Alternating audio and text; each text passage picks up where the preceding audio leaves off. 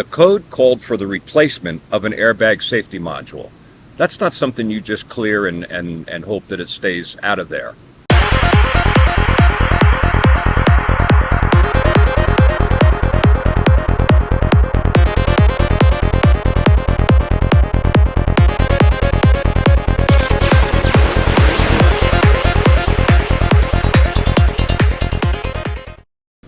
Hello everybody and welcome back to another episode of the Airing of Grievances. My name is Eric Reamer and look who's back.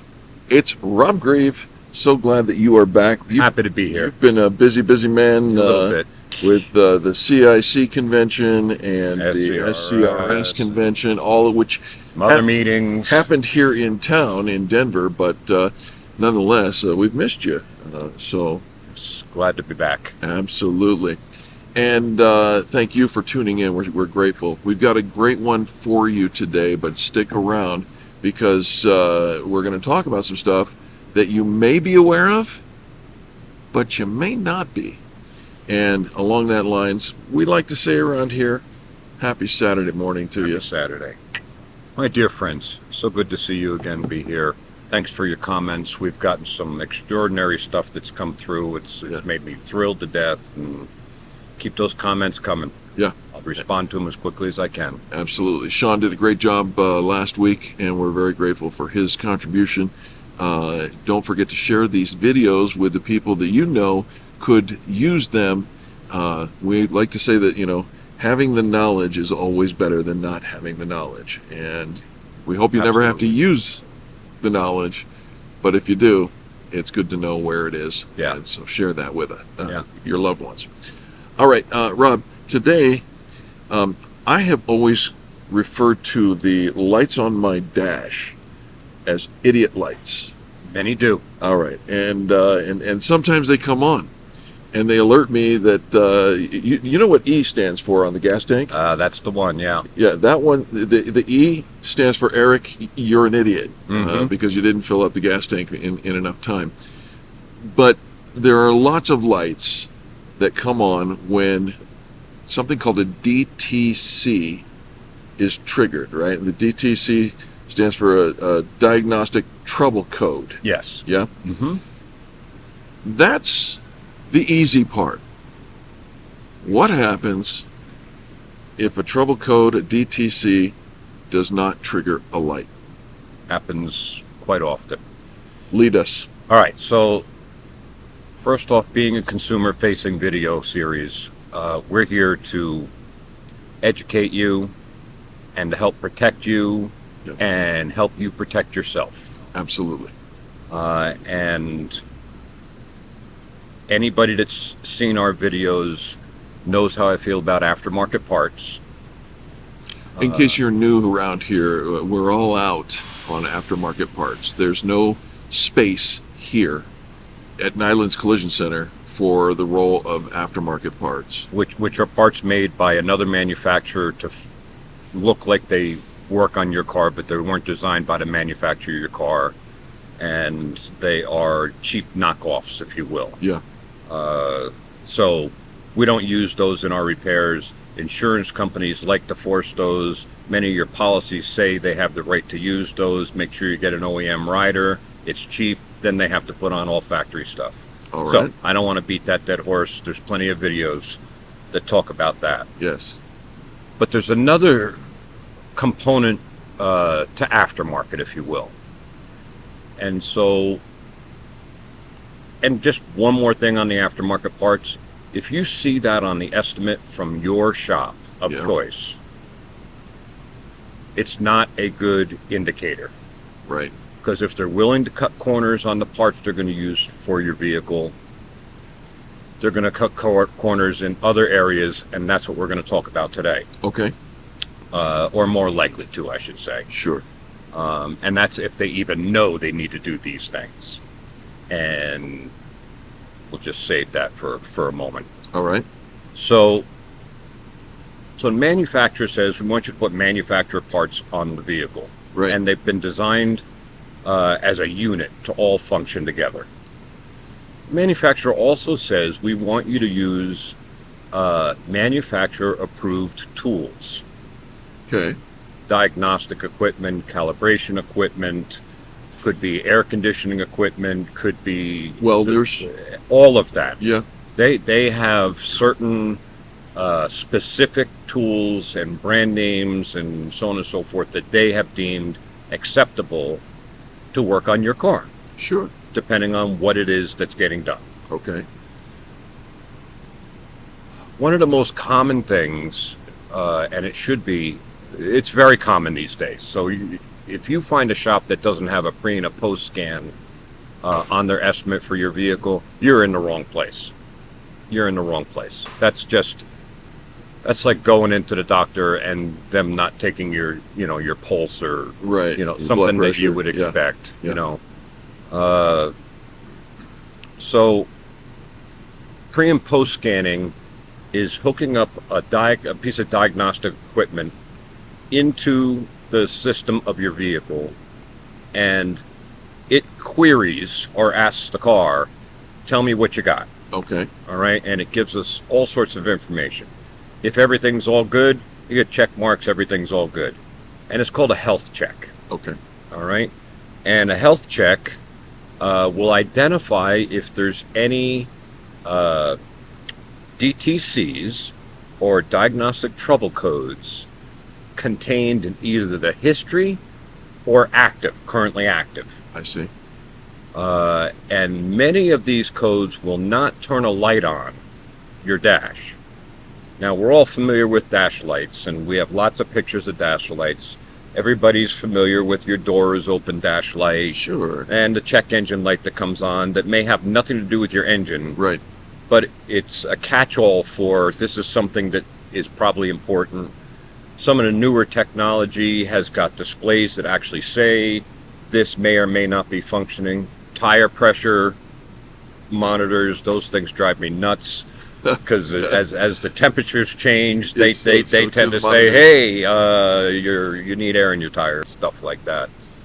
You may see something like active brake assist functions limited, see operator's owner manual, and if you go to the owner's manual, it's going to say, get to your dealer as soon as possible, or don't drive the car in this case, or whatever the case. So there may be alerts present, and there may not be. Right. Here's one that says airbag system, it's got a problem. That's a very, very large problem. If it comes on your screen and says that, many of them just have a little light that indicates the airbag system's got a fault in it. So those are DTCs that are severe enough that it wants to alert the owner, right, the driver of the vehicle, that it could be imminent or there could be something that's going to happen pretty quickly. Big problem. Or safety related, like a SRS, supplemental restraint deal. So when we do the health check, the pre-scan, plug in, go check it. We not only do this health check, you want to look at other things too, and you want to ask your shop about these other things. One of them is the passenger seat weight sensor that keeps track of, is there something in the front seat? What is the weight of it? Generally, it's a person we're talking about, but if you put a big box of papers on there, it's going to register that as well. Sure. If there's nothing in the seat, you usually have a light or something indicating that that side of the airbag system is off because there's nobody in the seat. Correct. But if you have somebody that's maybe younger or light, it may judge what kind of a charge. The system adjusts. It does. Right. And so we want to make sure that is where it needs to be. Okay. The other thing we want to make sure is the steering angle sensor is where it needs to be. That number communicates with a lot of different systems inside the car. And so that needs to be at 0. Gotcha. Pre-scanning the car, and then there's post-scanning the car. After the repairs are done, we want to go in and verify that there's nothing wrong. That seems reasonable. And when we do it up front, we want to know if there is anything wrong that we need, that could be contributed to the accident or whatever the case may be, so that we know that we need to figure that into our or look deeper into it while we're repairing the vehicle. Right. I was going through doing a little research, and I came across this study. Hmm. And I want to talk about one of the, just two paragraphs in here. In this study, technicians post-scanned, so that's the one towards the end of the repair, Yeah. post-scanned a repaired 2017 Kia Rio with a Hyundai Kia OEM diagnostic tool. That's one from the manufacturer. Okay. Okay, which identified 3 DTCs, diagnostic trouble codes. Yep. This is important for you, so hang with me. One of these codes called for the replacement of an airbag safety module. That's pretty significant. I would say so. Immediately after doing that post-scan, the technician scanned the same vehicle with a Brand X aftermarket tool to compare the results. We do this quite often here Okay. because we want to verify certain things. Not if we're using a factory scanner. We have an aftermarket scanner. We don't count on it, but it gives us enough information. You know, generally speaking, it'll go to the dealer at some point before we get it delivered back to you. They'll do a thorough factory scan. Right. It's too expensive for a shop to have everybody's scanners. Of course. And then all the subscriptions to all these scanners, and then technicians that understand everything that all these different scanners say, because they all operate differently. Okay. They scan the vehicle with Brand X, All aftermarket tool, not OEM. Okay. Brand X aftermarket tool failed to find 2 of the 3 diagnostic trouble codes. Whoa. That could be a problem.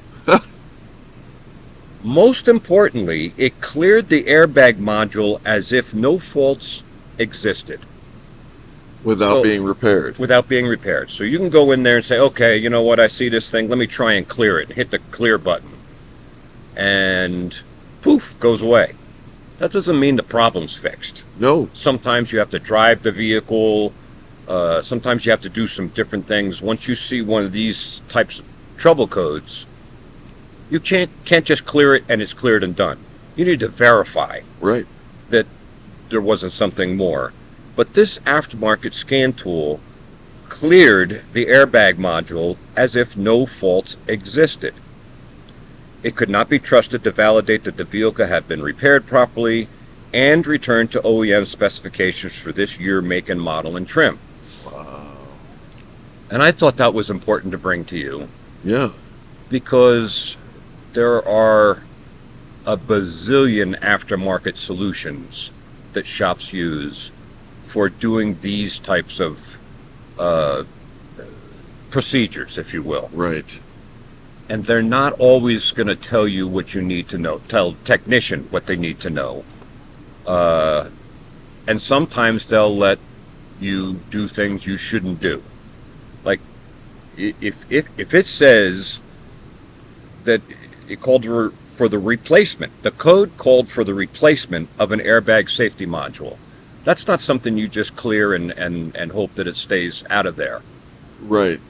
Now, maybe it would have turned the light back on after the guest left. I don't know the rest of the circumstances. The fact that it could be done is scary enough to me because we didn't look into something that has your safety. It's designed Yeah. for your safety and your passenger safety. I hear the voice of at least one of our viewers who would probably come on and say, if the code cleared, it was never a problem in the first place. Let them go ahead and drive off. It's no problem. And my If the factory scanner says it, I gotta well, it's not only that, but you know, look into it further. why risk a safety issue? We're all familiar, and if we're not, maybe I'll throw up a little video here of what happens in the difference between 1/100th of a second of airbag deployment to, in this case, a watermelon. But that watermelon could be your head, and I think the graphic speaks loud enough Yeah. for itself. So we only will do calibrations on Lexus, Toyota, and Lucid here. Yeah. because we have the factory tools and targets made for this vehicle and authorized by the manufacturer Yeah. to use. And they change these things all the time as new model years come out, new targets come out, and so on and so forth. So Targets are used in the calibration. right. Of- We're going to show a picture of some cones. Now, they wouldn't be considered targets, but there's something like that. Okay. But the same thing goes for the calibration of these safety systems. You want to make sure you're using OEM approved equipment, targets, computers, All of it. space, Yeah. procedures. You know, you see somebody calibrating a car out in a parking lot, that is a fail. And it happens all the time. So as a consumer, you want to ask the shop how they handle these things. Sure. Just say, hey, educate me on what's the process of calibrating these. Do you do it in here?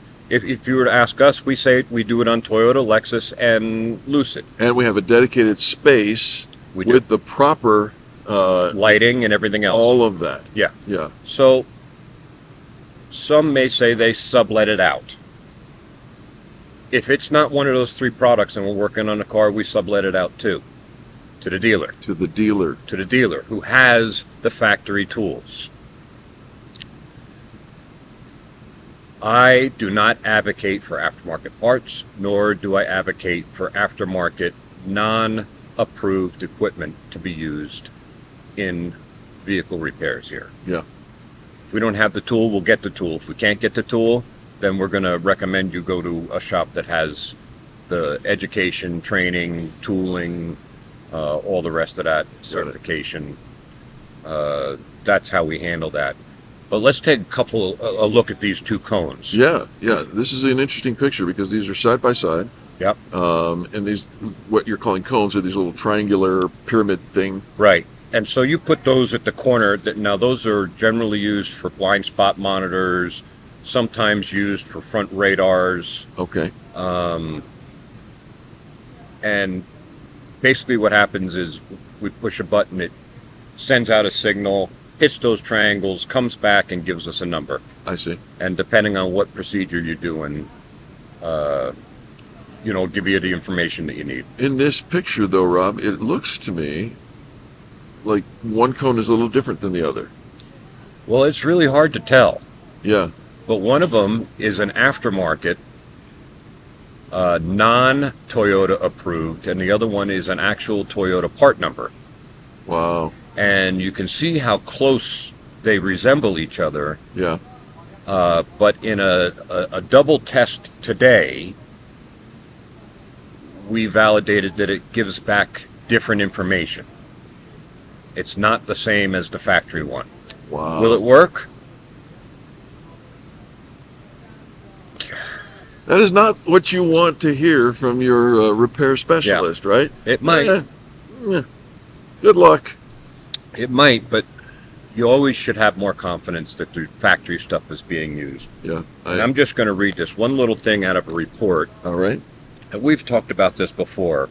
This is a report from IIHS, Insurance Institute Yep. for Highway Safety, and a study that they did. Okay.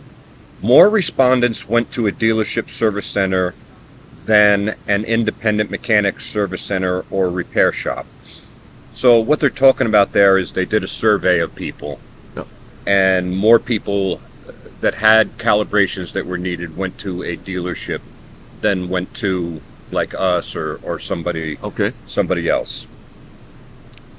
A greater percentage of those that went to an independent repair reported that they had issues with their features after the repair compared to those that went to the dealership service center. Part of, they don't go into why they Sure. had those, and I have my own thoughts on Of course. why, but it could be the fact that the dealership is mandated to have the manufacturer's equipment. Right. And in most cases, the manufacturer just sends it to the dealership. and sends a bill to go along with it. Right. In the aftermarket, service centers and calibration centers and body shops, they may choose to use aftermarket stuff, which may contribute to this. I don't know. Yeah. But it just makes me wonder, the way we do things here and with the equipment and stuff, we've never had a vehicle return with something not functioning properly. All right. So that's what I got for us today. I don't advocate for anything that isn't really sponsored by the manufacturer of the vehicle that you're driving. Sure. And your consistency in that means that you, the guest, receives a consistent product out the door. Yeah. And that's important. And it's designed specifically to work with the vehicle as your vehicle was designed. Yes. This is important, Rob, and thank you for bringing it to our attention. The bottom line here, folks, is make sure that you know the process. Ask questions, and know whether or not they use aftermarket or OEM tools. Yeah. And where, if they're going to send it to the dealer, or all that stuff's important. Yeah. All right, brother. Happy Saturday to Happy you. Saturday to you, my dear friends. Happy Saturday to you. I hope you found this helpful. If you have got questions, you know how to reach me. Yeah. And leave those comments coming, and we'll go from there. Have an amazing week. I'll see you next week. God bless.